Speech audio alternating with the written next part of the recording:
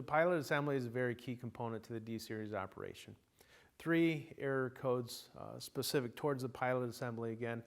Error code 6, 23, and 24. It's telling us the pilot flame is present when it shouldn't be.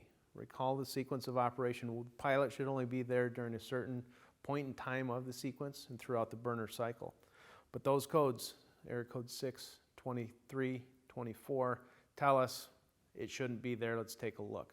So the visual inspection, pilot assembly, remember, is part of the burner rack. Burner rack is installed underneath the water heater, and it must remain installed to do this visual. If you see a pilot flame there when it shouldn't be, we got to dig deeper into that. What's that root cause? At all times, taking a pilot out to a visual inspection, clean things up is a good action. Could ultimately be a control board too, but verification of the fault extremely important before you change any parts. Remember, technical support is there if you need help.